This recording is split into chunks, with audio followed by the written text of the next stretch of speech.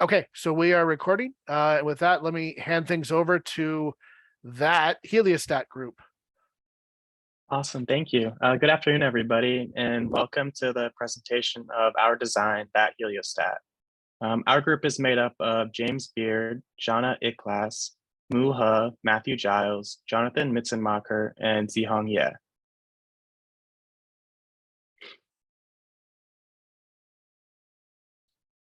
This presentation will follow the outline highlighted here, beginning with the hedgehog concept and product overview, followed by analyses of the different subsystems and its key features, the overall power output, and finally cost breakdowns of both the prototype and full-scale model.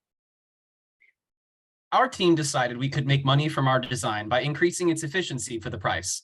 This was accomplished through designing for modular assembly and ingress protection. We attempted to pursue our passion for durable design by implementing non-backdrivable gear systems for each motor, as well as making sure that Heliostat achieved an IP55 rating. Finally, to allow for our simplest installation of that Heliostat, it was designed for modular assembly. These goals were all sought in the ultimate pursuit of maximizing that Heliostat's operational lifetime. That Heliostat is comprised of three main subsystems: the panel subassembly, the rotation subassembly, and the base subassembly. The entire unit has a maximum volume of 62 inches by 62 inches by 32 inches. At the beginning of this semester, our team redesigned the first version of the product based on a new customer needs. Its panel assembly can change the concentration point to improve the reflection efficiency. As the manufacturing progressed, we realized that the flower panel assembly would not work perfectly with the rotational mechanism. Based on manufacturing time and weight consideration, we changed the final design from the flower panel assembly to a single panel.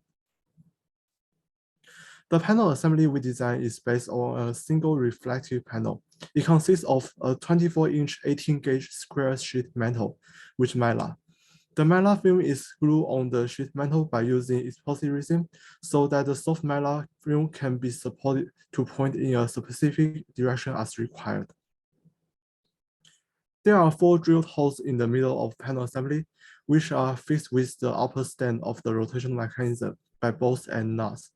Since only one panel is used, it has the advantage of convenient control, easy replacement, low center of gravity, and low cost. The rotational mechanism of our design is based on a 3D printing of PETG material.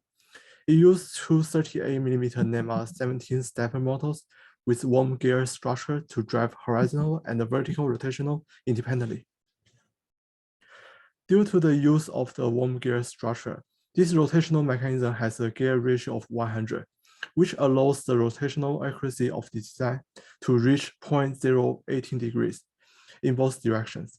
In addition, the lead angle of 1.26 degrees makes this design have a high resist back drivability.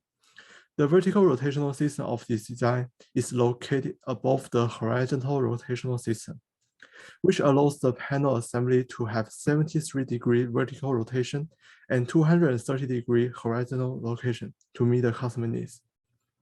In addition to this, thanks to the use of 3D printing, this rotational mechanism has waterproof compatibility because of the highly integrated printing part. The 4-inch PVC pipe at the bottom of the rotational mechanism is used to place the electronic equipment, and all equipment wiring is inside the casing, so we can ensure the safety of electronic equipment.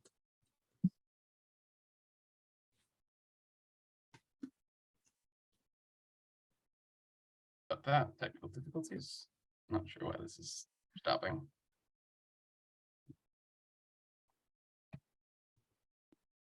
Second, sorry.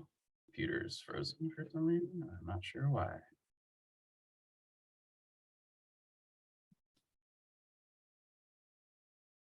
Okay. It was working as of 2 hours ago, we swear. Yeah, my whole screen is frozen right now. Like I can't even escape. So one sec. Let me see if I can try that again. Sorry about that, everybody. I'm not sure why this is happening today.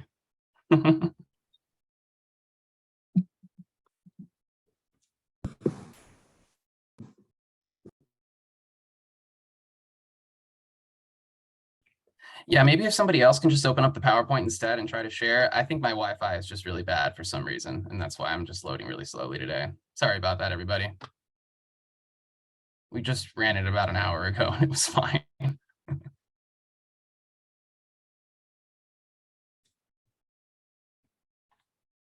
I will try to open it.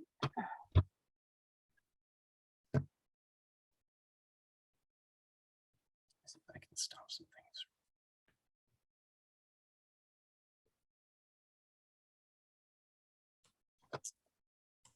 Oh no, it's just really upset me. I have it up. I can just start sharing. But Okay. I require permission. Yeah, go ahead.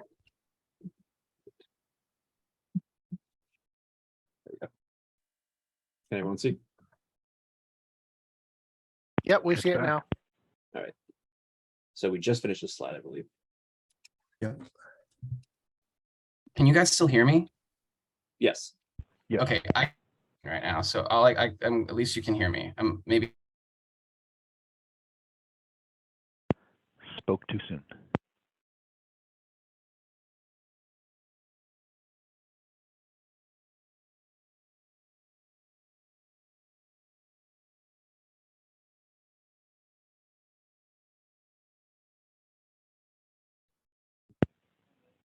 Okay, can everybody hear me now? Yes. Yes. Okay, great. I'm sorry about that, everybody. Murphy's Law.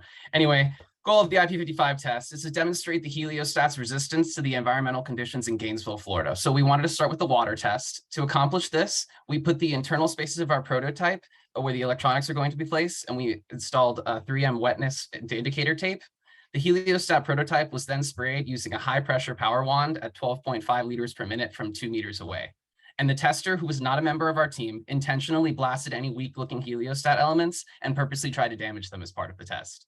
Afterwards, the prototype was disassembled enough to get a picture of the indicator tape, which is shown in the slide right here. And passing was indicated by a completely white strip because every strip turns red when it gets wet. So as you can see, it's completely white there, which means it passed the test. You go to the next slide, please.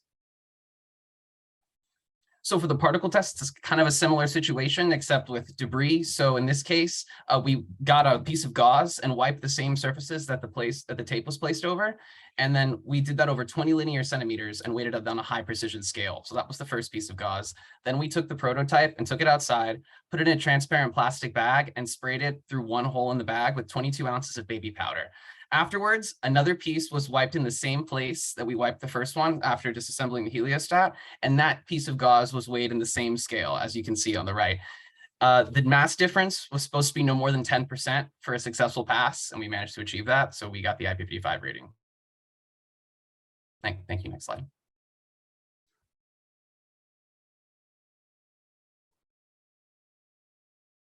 Sorry for everything that might have popped up on the screen there. I've been trying to manage the windows because I have multiple displays. So the large part of our engineering design and the stress indicator and the stress inducers are going to come from the wind because our heliostat essentially acts as a large sail. However, this is fluid analysis, particularly advanced fluid analysis. We're dealing with multiple axes of incidence as the heliostat rotates throughout the day. Plus, wind in and of itself will change direction. So in order to adjust and find the correct way to calculate the load being applied to our heliostat at any given time, particularly the maximum cases, I went in search of studies that had sorted this problem out. So I found a study from Google as part of the RE is less than C project back in 2012, where they took a heliostat and they intended to find coefficients to replace the common drag coefficient in the force of a fluid equation. As such, I've essentially taken some of the images that they had to better explain how they set up a test quick before I get into how this applies to our project. If you look on the right here, you can see two sets of coordinate systems. You can see the CFD in the heliostat coordinate system. The CFD is based on the direction, the normal to the wind direction. So the X lines up with the wind direction, the Z-axis is perpendicular to the ground, and of course, Y is perpendicular to the other two. And they also have the heliostat coordinate system, which shares the same z-axis as the CFD system, but at any given point, depending on your azimuth rotation, or in the scope of the project, a line projected on the ground between the mirror normal and the wind direction creates an angle beta that we essentially, for the purposes of this assignment, intend to call just our azimuth angle for ease of translation, since it will essentially function the same. Elevation angle doesn't actually change the coordinate system because I apparently have an emergency call. Sorry, like they.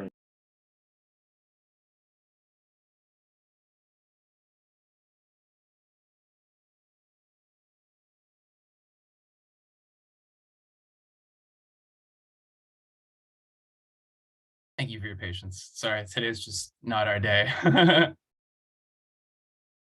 My apologies. I told my family to only call in an emergency, and so I got a call and I got panicked. Where was I? Yes, so we call it the elevation angle. The elevation angle does not actually change the heliostat coordinate system. The heliostat coordinate system is relative to the volumetric center of the panel, which, due to the small distance from the hinge axis, as you can see on the top right picture, does not change much with elevation. The only other value we're involving here is the reference length in regards to the moment arm calculations acting upon the respective axes. You can see I have that in the bottom left picture illustrated on our own heliostat.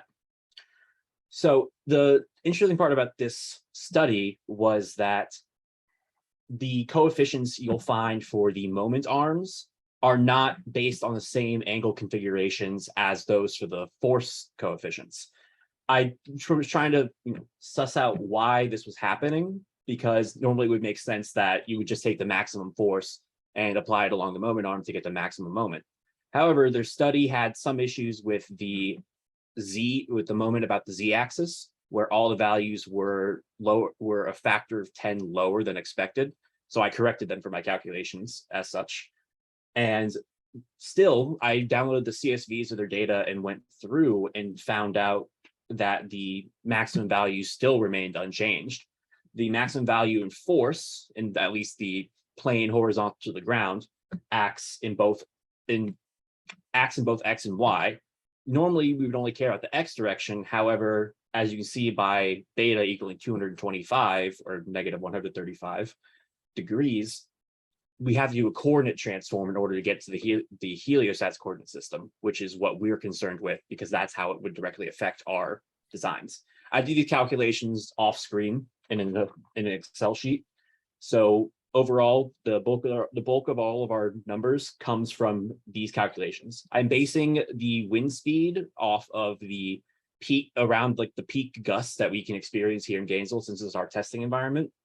But I took a look at the weather data over the last year, and our peak average wind speed was about 10 miles per hour in March.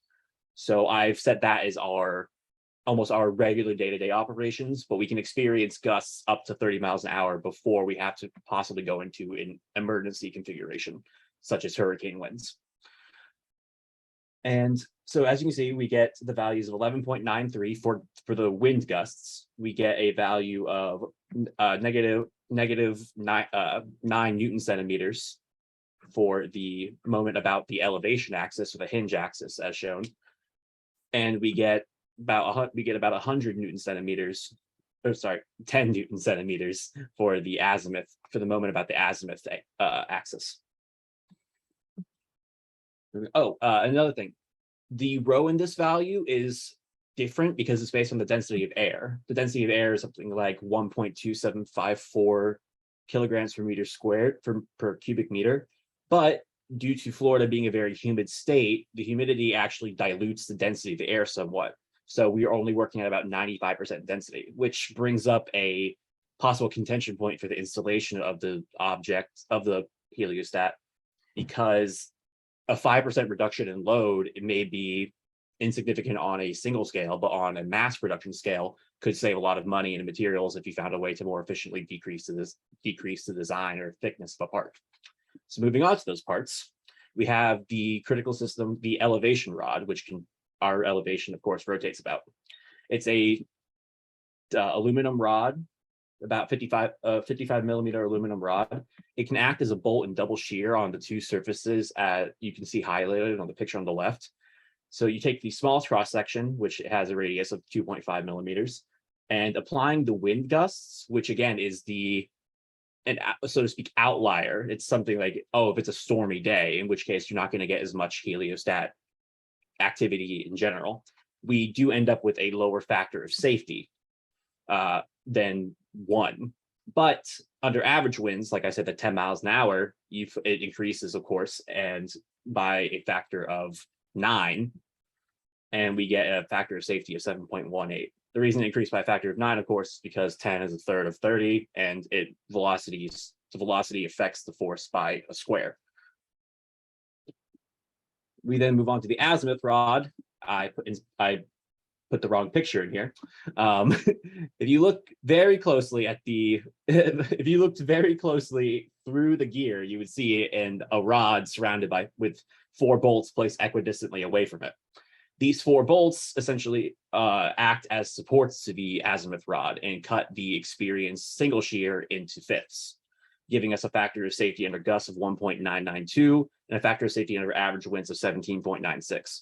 We didn't discuss the hurricane configuration because the area of the heliostat under hurricane configuration, which is about 74 miles per hour, 33 meters per second, because of our heliostat panel being so incredibly thin, almost negates entirely. It's a negligible amount of force in comparison to what the base is going to experience, being a much larger cross-sectional area.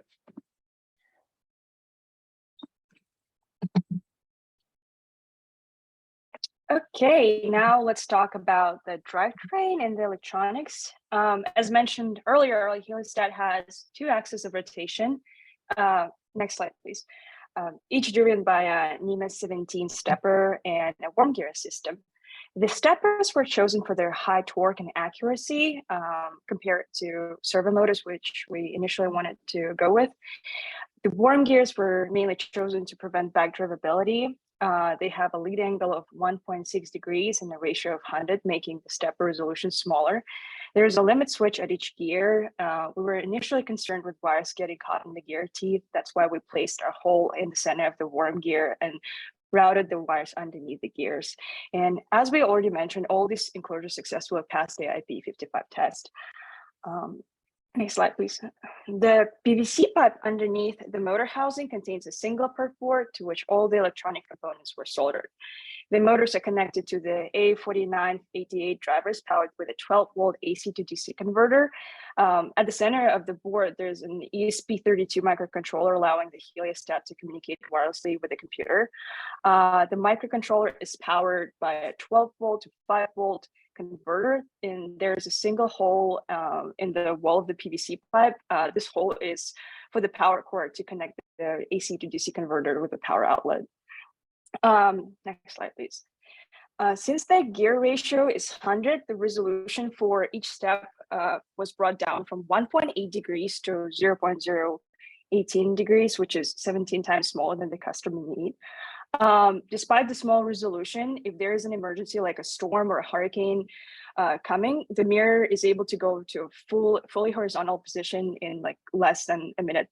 One of the critical things to determine is whether the motor will be able to withstand the weight of the mirror in the worst case scenario, being the mirror fully perpendicular to the ground. With a holding torque of 3.2 kilogram per centimeter, the maximum weight at the location of the mirrors is about 63 kilograms.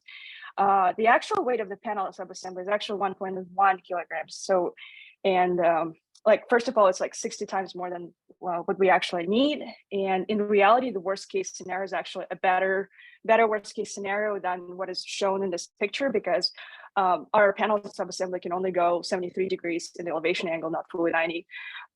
As to the running torque, although the motor curve was not provided, the motor was able to move the mirrors up at 100 RPM, which was fast enough. Next slide, please. So we decided to 3D print our gears because we wanted to prototype them fast and see how effective their performance would be. in the experiment and study the 3D printed gears. We chose PETG because it is stronger and more heat resistant than PLA, which is the other material available at the lab. And I found a study which shows that ABC, like compared to ABC and PLA, PETG gears are more durable. In general, 3D printed gears are pretty young field of study. This topic definitely needs more research. And obviously metal gears are way more durable than plastics, but for this particular application where the heliostat only needs to rotate a fraction of a degree at a time, a few 100,000 of cycles might be sufficient. Next slide, please. Assuming convection as the only way of heat transfer in this analysis in a 35-degree weather, we did some Rayleigh number and Nusselt number calculations, thanks to Dr. Trom, and we found the expected temperature of the electronics inside of the PVC to be around 63 degrees Celsius. And we also found out that ESP32 has the lowest maximum operation temperature of 75 degrees. But even with that, our heliostat should be fine.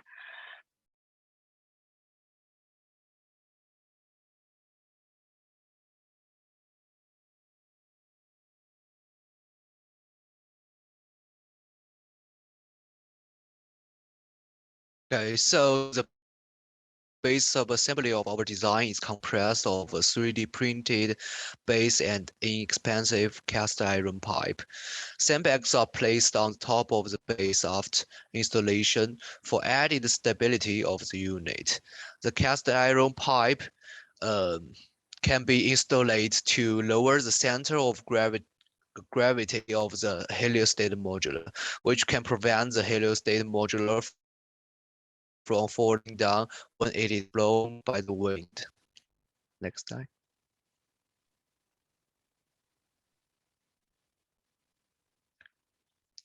The base, since our base structure and rotating system are tightly fitted together, they effectively prevent external water or pests from damaging our electrical system. We designed 30 inch each to effectively lower the center of gravity of the heliostat modular to keep it stable. While meeting the customer need, we try to use a more streamlined design to reduce budget. Fewer assembly parts can also facilitate future mess and replacement.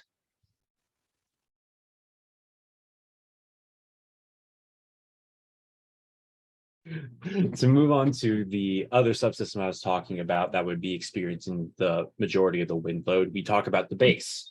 It functions as a cantilever beam with a loaded end under wind. It would be loaded, any of the wind load would apply to the entirety of the cross section of the base, which is 548 millimeters tall. The wind acts approximately about this because at being a distributed load would act at approximately the middle of that point. So about 274 millimeters. It has a radius of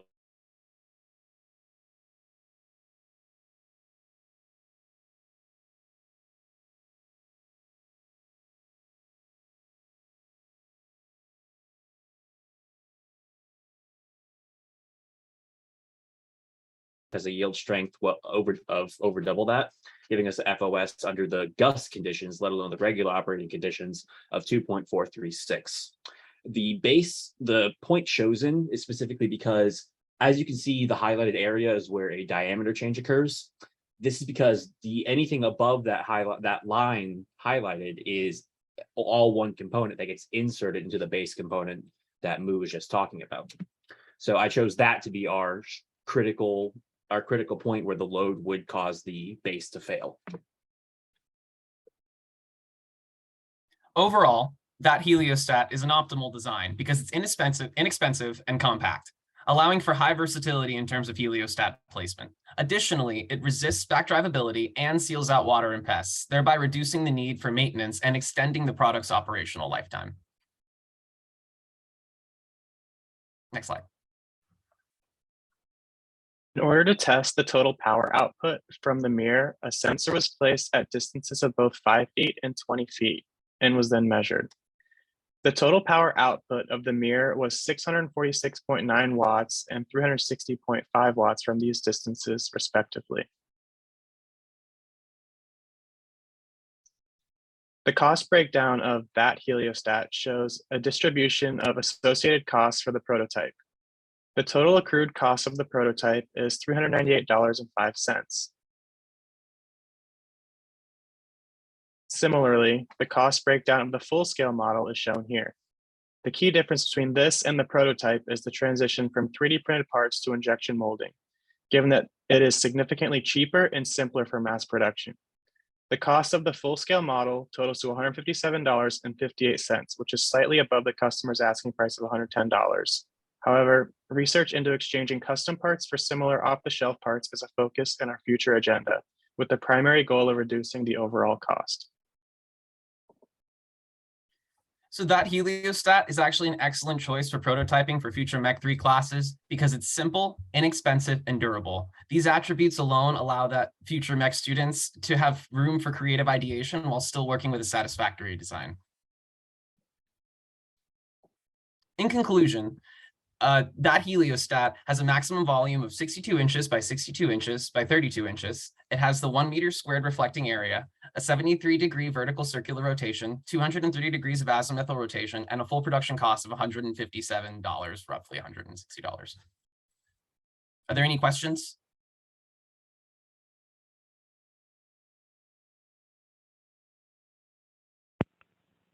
Guys, this is Tom Singer from Northern Grumman. Hi, Corey. As I recall, your customer requirement was to have at least 4 and up to 16 individual reflecting surfaces in your module that were all individually controllable. And clearly you haven't done that, which I applaud. I think that is the only way to get even in the ballpark of their $100 per meter squared cost.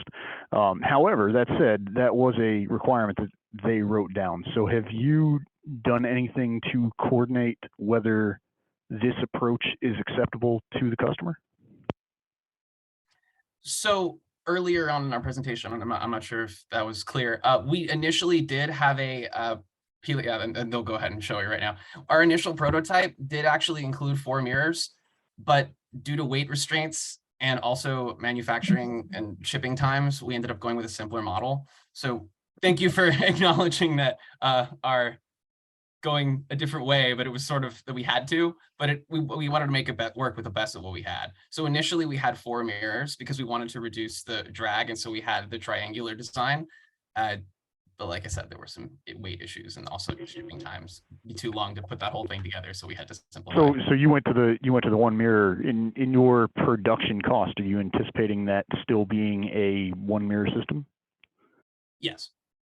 Unless so we have the full cost. Your final product is not meeting the requirements as stated by the customer. So what I'm getting at is that going to be acceptable to the customer? It most likely will not be. However, we have the existing heliostats that other semesters have done in their cost analyses. And on top of it, we have to show that you can get almost nowhere near the $100 with a 4 mirror setup. It creates it requires a minimum of 5 motors to get individually articulatable mirrors. And even then, the 5 motor design ends up being where 1 motor controls all 4 mirrors rotational axes, azimuth rotation. And that, in order for those to be able to concentrate and get a higher thermal efficiency than just a 1-to-1 reflection, you would have to initially offset them to where all the images overlapped and then rotate and make sure that they all have 0 rotational losses from whatever connection method you use, whether they're belts, ropes, or some sort of 4-way linear actuation system.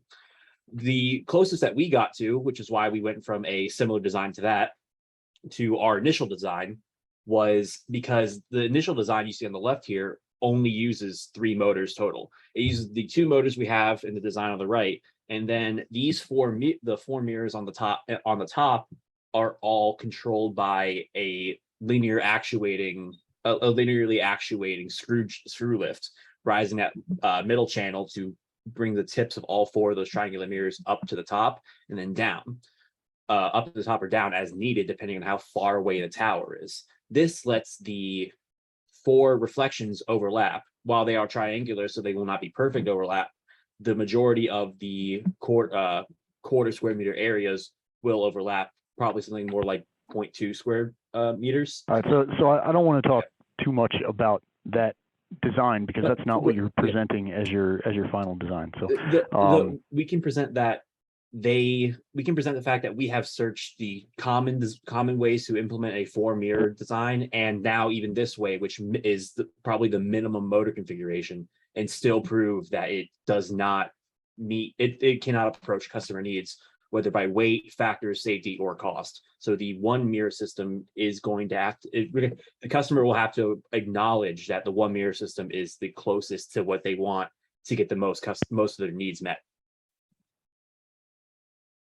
I have Sorry. all right. quick follow-up question along the same lines as Tom. So I think what Tom is getting at is not necessarily even the design itself, but since you did not meet the customer requirements, could you explain how you would communicate with the customer to let them know that you weren't meeting the requirement and work towards a potential solution there? Would you be able to talk through what your plan would be to communicate with the customer on that? My apologies for not understanding that direction. I'm sorry for that, by the way.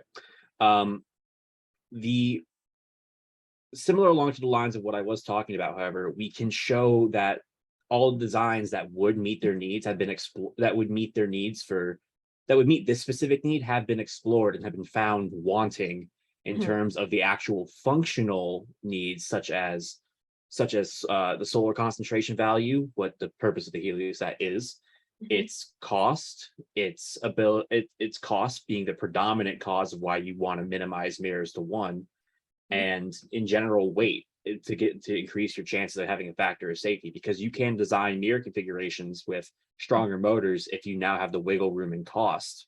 So we would communicate to the customer that we acknowledge what they wanted, but as with every design, it's our job as engineers to say what is or what isn't possible and their options. They can either have the 4 mirrors they want, but it'll be widely out of cost, or they can have the price they want, the functionality they want, but it will only be 1 mirror.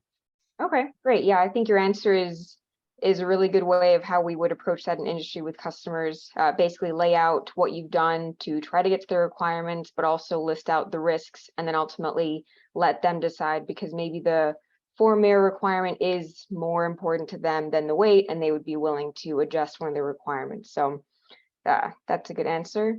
On a similar line about customer requirements, so I saw that you had a much smaller angle resolution. I think it was the 0.018 degrees than the customer requirement. So my question about that is that overkill? What were the advantages and disadvantages of your decision there? For example, did that add extra cost or complexity that could potentially have been a trade-off, or was it worth it to have that much smaller resolution? So part of that decision when we made those gears, the way we designed for backdrivability was the specific choice of gears. So when we chose our worm gear with the specific lead angle, that would provide our that would prevent the backdrivability. But at that cost, we would also increase our resolution. But we figured, oh, great, we're just increasing the resolution. We're even further in customer needs. So all good. But we definitely considered that. Okay. I want to further answer that question. Honestly, we were concerned. As I said, we wanted to experiment with the gears, 3D printed gears, and we had little experience with how effective they're going to be, what the performance of the 3D printed gear is going to be. So so we designed them with 100 teeth. There's no additional cost to it, at least as when it comes to prototype, because it's just making the CAD model and loading it into process. But when it comes to, for example, things like tooth strains, tooth stress, wearability and durability and all that stuff. Like if we haven't personally researched it, and generally it's not very like well-researched field yet. If somebody wants to do it, this will be a great thesis, in fact, to start with. It would be also great to experiment with nylon, for example. I read that it's like also good material for gears. So yeah, I hope that answers your question. We mainly chose gears because it was the fastest way to prototype as well. That was a huge benefit for them. I mean, you can just load the SolidWorks, like she said, into Prusa, and you have a gear. So that was a big, I know the other group kind of chose to cast theirs, and that took a long time, and we were kind of worried about that. So we decided to go with this. And then once we did the stress calcs and actually tried it out and everything worked, and we just decided to stick with them.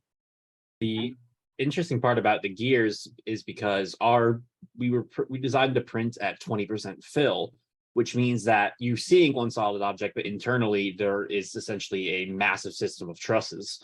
And doing the calculations of that require, in my personal belief, a bit more advanced FEA, which I don't think any of us are qualified to do.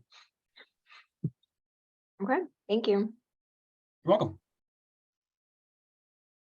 Alex? Hello, how's it going, everybody? Can you go back to the slide that shows your initial design moving to your final design?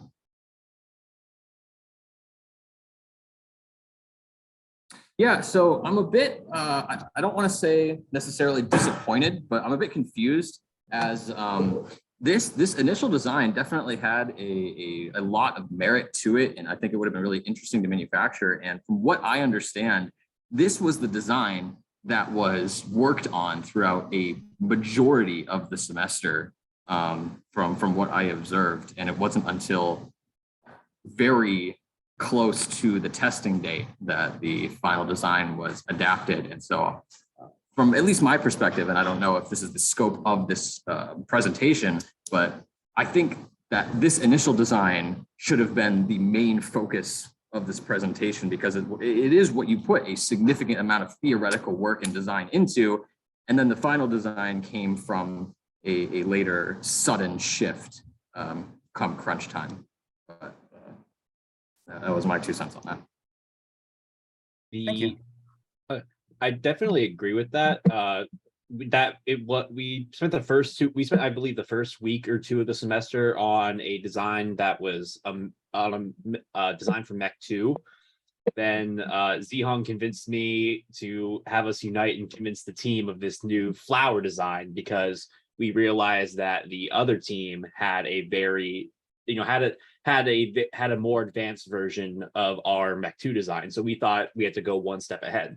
And it was a big undertaking, to require a lot of theoretical work. And if the motors we had were strong enough, the weight could be reduced possibly enough to where it would function, and it would be our primary design and what we would try to sell to the customer, so to speak. But between ordering the wrong motor for or misreading the motor specs, and not having the motor strong enough to rotate it, the stock that we ordered just those arms from, I don't think it even now has probably arrived to the lab yet, let alone the acrylic that the mirrors are based off, rather than the sheet metal the mirror on the right is made out of. So essentially it was our primary design for the longest time. But when crunch time came and we had to have something to produce to the customer, we did have something backup that we did think about, and that was easily transformable from our initial design to work with. We lost only a portion of the calculations and theoretical work we put in. Everything else has remained the same and gave us something that we could actually produce and get working, which is why we made that decision even that late in the game.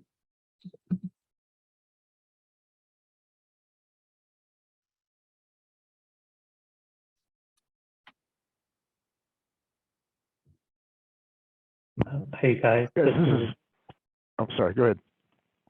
Okay, thanks, Doctor. Could you just go to your prototype picture real quick? I just want to see those two base subassembly rods. I think there was a picture towards the end. I'm not sure exactly which one you're talking about. This, Keep going towards the end of your presentation for your base subassembly, for your, yes, there you go. this one? Yeah, okay, so bottom view. All right, I'm just overall confused on why those two rods are there, or even if they're necessary to be there. Can you come up with a different way of mounting it? But I'm just scanning through the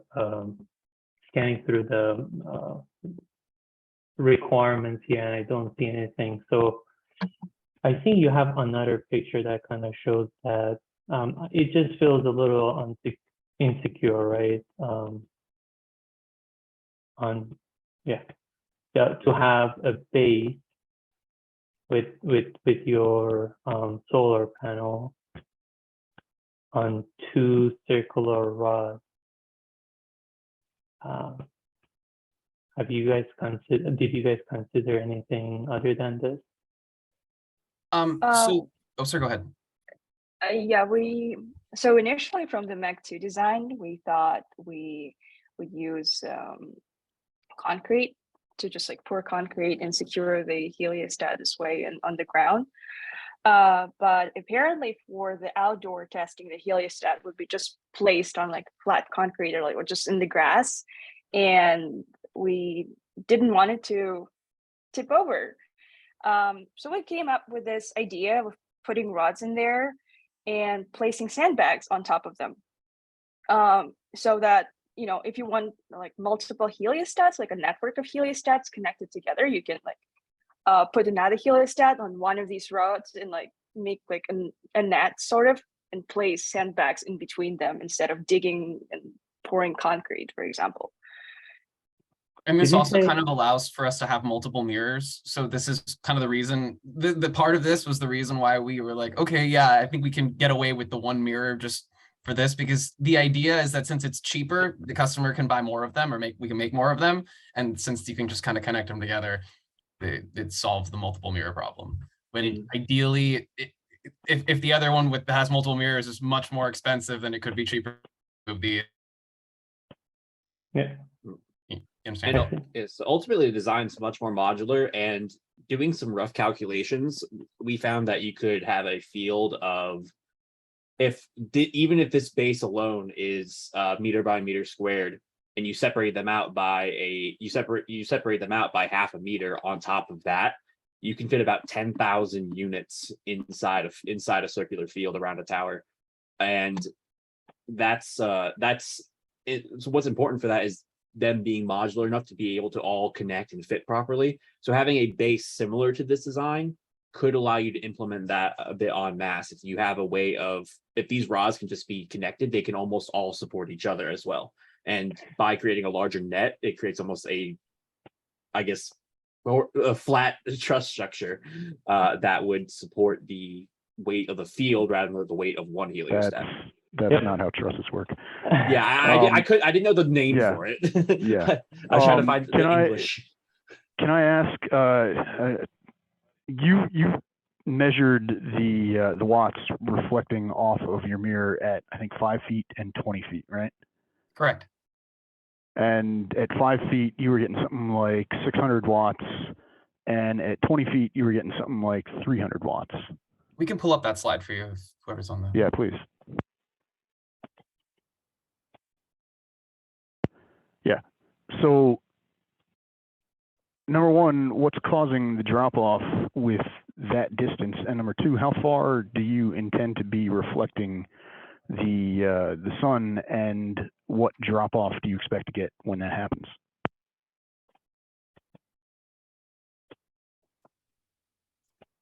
So part of this, we had the base. Like I said, initially it was going to be on acrylic. We decided to switch to the sheet metal. We wanted to make sure that the Mylar was being attached to a flat surface that was stable. That was the first step. Okay, and get it all flat, and now it's all reflecting. We made sure it was polished, so that was important. When we got it to the 5 foot, we put it out there. We set it to measure, and obviously it's not quite at the power output that we want right now. Well, there could be- what power output would you expect nominally? well, let's start with initially the that. customer said 1 megawatt, so we're not quite there yet. But- Well, I mean, you're definitely not at 1 megawatt, but your customer also says you're going to have a field of 1,000 or more of these, right? So what do you expect from one reflector? Preferably we Your would go- ballpark 1 meter squared reflector, is that correct? That's correct, yes. Okay, so what do you Yeah, expect to be so- able to reflect from that? Ideally, we would shoot for 1,000 watt per meter squared, but it's the ideal theoretical value. And if we hit that, when would then, you get that ideal theoretical value, and where would you measure that?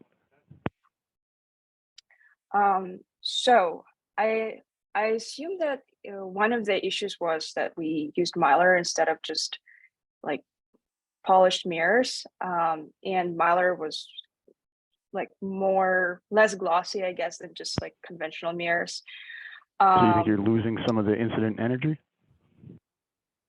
Yes. So Okay. if we went with conventional glass mirrors instead of Mylar, we would probably get a higher performance, like a higher power output. So where did that energy go?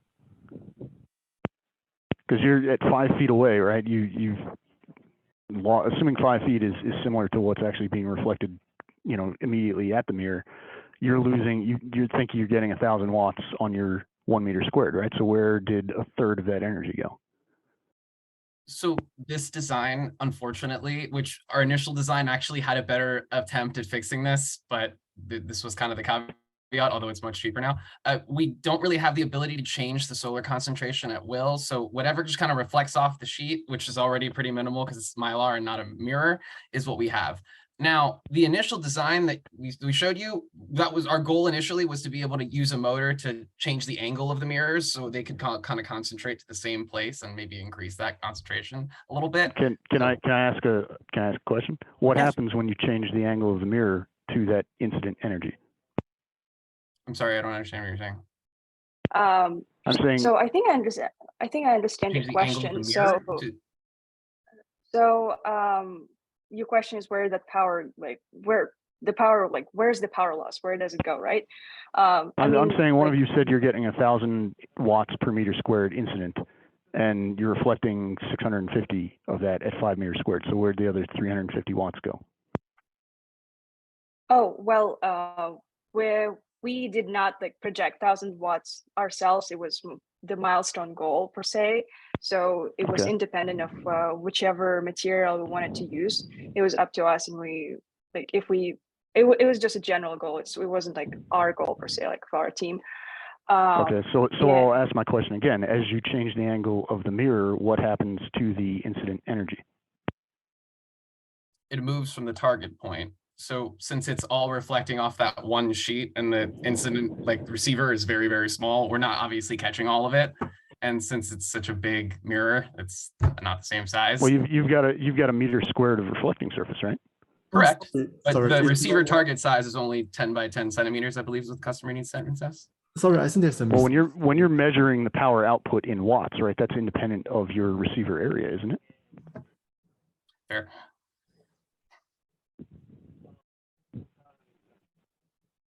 I think the problem is, so what we wanted to do is improve, I guess, the focus of the erase, of the incident erase on one point.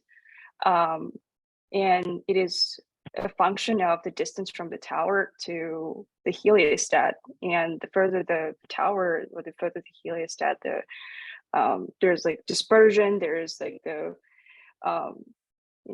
ray is gonna become wider. So yeah, the concentration is gonna decrease. You've got to reflect the solar energy to a tower in your, in the actual production version. That tower is going to be 100 meters away and 100 meters up in the air, right? How do you effectively do that? Is that possible? Jihan, you wanted to say something? Yes, so I just noticed that the prototype of our panel, the area we have is not 1 square meter. The dimension of our panel is 24 inch square, 24 inches square sheet metal, which is actually only 0.4 square meter of our prototype. No, so yeah, this is Yeah. what it doesn't matter what the size is, whether it's 24 by 24 inch or it's 1 meter squared, because the pyrometer, as Dr. Trump said, it reads the power per meter square already. So yeah, that's what it's supposed to be. No, yeah, that's what it's supposed to be. Right? I noticed Okay. this. I did notice that in Mech 2 a lot. Not a lot of the designs got most of the not a lot of the designs even projected close to the the 1,000 watts if they did any calculation that involved distance, because it seems all the ones that claim that they met it just said, oh, I did a 1-to-1. If it got reflected, it got there, and then they will reduce it. There is a reflective constant of the surfaces they use, such as a glass mirror has a, even a paper plate has a reflectivity, has a percentage reflection. And for a lot of the Mech 2 designs, I saw that most of them just said they got their energy from the sun, and then it was reduced by whatever percentage loss they get from the incidence material. And then after that, they didn't really consider the dispersion of light, because everything's coming at a different angle, and light as its own does disperse because there's nothing really holding it together. So I noticed I have wondered if that is a customer need that needs to be reevaluated for, I guess, tangibility. It's in its ability to actually be produced.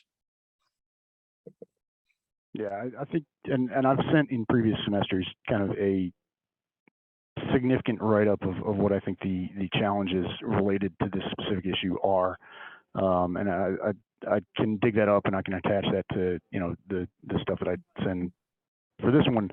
But I think that all needs to be considered. What I would suggest, and one of the things that I'm kind of getting at here, is you've got a thin sheet of metal attached to your support at the center, right? And when wind blows, or when it, depending on how it's oriented, that thin sheet of metal is going to bend, right? And maybe that bend is not a big deal for stress, but it's surely going to be a significant deal for how much energy you can successfully reflect to a chosen point. So your mirror support, I think, needs to be rethought, because as is, it's going to sort of curve and reflect light in a bunch of directions that you don't want it to be reflected in. Can I ask you a question? Sure. So for proper testing of that in the future, would it be a good idea maybe to try a bunch of different thicknesses of sheet metal and see how they reflect off of that, or would you just say that it's not even worth it and just find something? Man, I would hate to try to reduce bending by just increasing the thickness of a flat section. That's, as a structures guy, that's not an efficient way to reduce bending. To continue coming back to the initial design, it's the initial design was originally implemented acrylic, and that's it did not get here anywhere near in time. Would that have been a better material, considering it is stiffer, so to speak?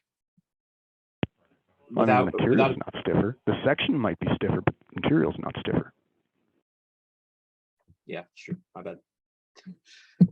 Hey, Dr. Trump, I know you're probably are over time, right? But I wasn't done before Tom asked another question. I just wanted to answer something to what Janice said about the 1,000 sandbags or the sandbags related to the base.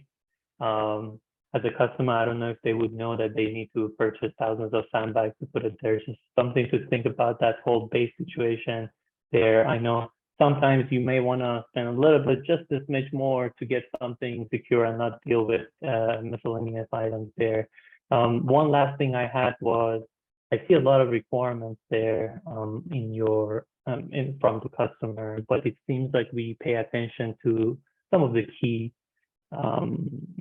requirements there. Was there a process of narrowing that down that you guys perform within the team where are all the other requirements going to be satisfied and shown that you have a plan in place to meet that? Did you guys ever talk about that? So we actually have a full design report that we're required to do with the project that will specifically detail how we meet every single need. But I guess you're right. We should be more careful about how we present that in the presentation. Can you recommend maybe any possible ideas that would be a really good way to deliver it? Normally, you can set your tone of your presentation by showing your list of your requirements, identifying the critical ones, saying in your presentation, you're only going to look at these. You can find the rest of them in somewhere else in appendix or another documentation, whatever it might be. And then another recommendation would be to have, it's really good that you show your calculations and your numbers and things like that. But off the top of my head, I'm not going to remember what the customer needs. It would be a good side note to have as a bullet point, are we meeting the requirement or not? By how much are we falling short? If you are falling short, do you have a 2-3 next steps of what can be improved? You guys explained a lot of things, which is great. Having that laid out on the presentation, it gives the full picture that not only you acknowledge that, but you are communicating it well. Got it. Thank you. Yep. Okay. So we are way over.